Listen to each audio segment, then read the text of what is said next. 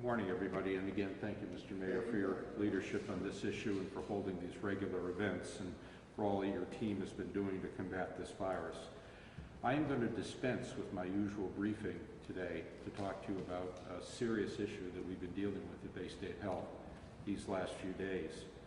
Last week, Baystate Health identified COVID-positive employees and COVID-positive patients on a non-COVID clinical unit at Baystate Medical Center in Springfield.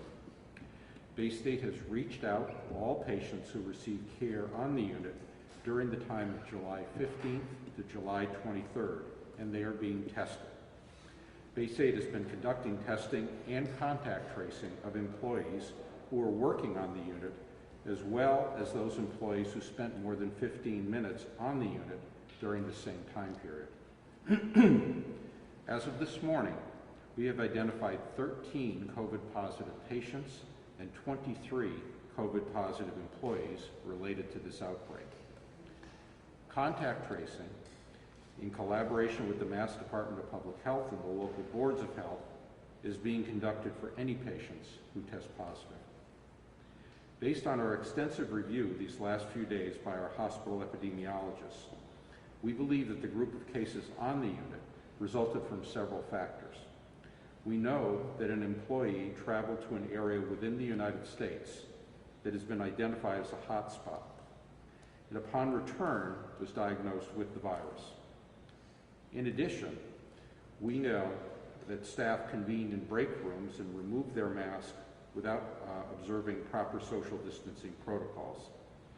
These simple lapses were able to happen in spite of our screening employees for fever and other symptoms before every shift, mandating mask usage and social distancing throughout the facility. We know that there is no guarantee that this virus cannot spread even when precautions are taken. Asymptomatic people may shed the virus, and those who feel that they're somehow in an area without virus may let their guard down from time to time with serious consequences. We've seen this in too many other areas throughout the country. This event reinforces that COVID-19 is highly contagious and requires vigilance in order to contain its spread. We're deeply disappointed that this outbreak has occurred, and we're committed to an ongoing review of our safety practices to ensure that they're aligned with the current guidelines and science. We remain committed to a high-quality, safe care and safe environments, and to transparency to all in our community who count on us each and every day. We want you to know some of the steps that we're now taking.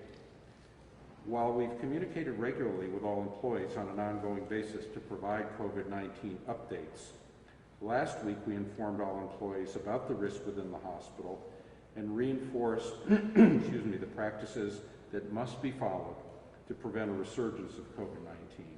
These include, and they're familiar to you all, frequent hand hygiene, wearing face masks properly at all times, covering nose and mouth, appropriate physical and social distancing, screening of employees prior to entry, and not coming to work when you have symptoms.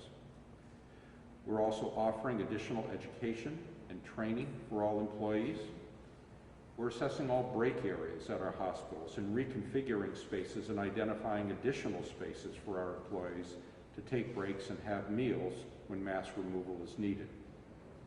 Our culture of safety is our #1 priority, and we continually encourage our employees and managers to speak up in real time to correct any issue. We also have a confidential hotline for them to do so.